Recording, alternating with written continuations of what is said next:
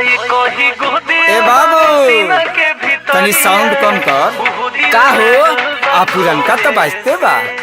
हई देख नया गाना रसगुल्ला बात को पकड़िएगा। फिर कौन धमाका गइल का हो?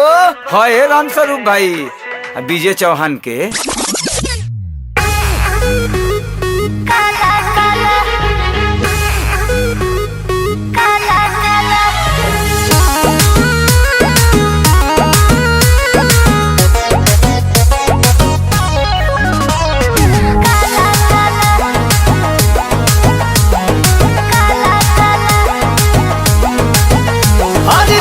साल बाद तू तो नई हो रे आइलू हो, बड़ू चिकनाई कौन के पसोल खोइलू हो।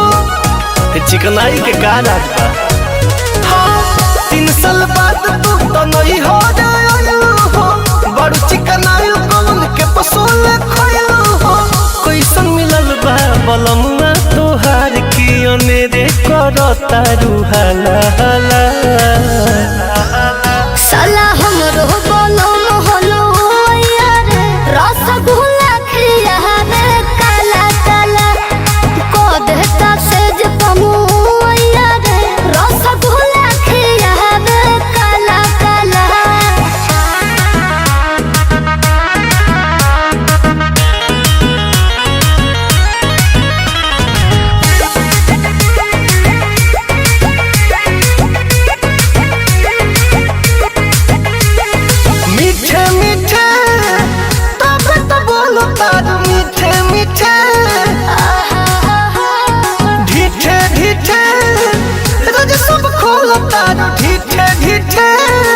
सब झलकता ओ सही न देही ना गुलाब जोस खेलबा रस रस रस गुलाब जामुन के मिलबा। ऊंच ऊंच लागे जगहिया सब जौन पहिले लागत रहे खारा खाला।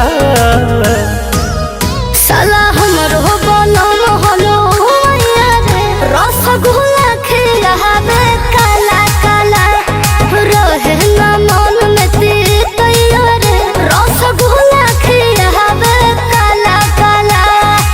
अच्छा जी हाँ जी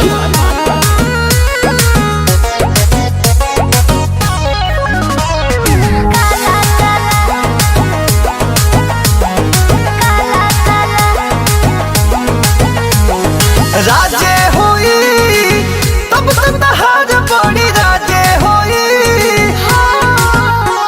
मिजाजे होई रोजे रोजे बनत मिजाजे होई। बिल्कुल बनेला कुछ से भावना हमार लेना देना हो राधा देखिया हम कहे को भोर छना हो। के बड़ाई तू भतार के यार के करे जाम मारता भला भला।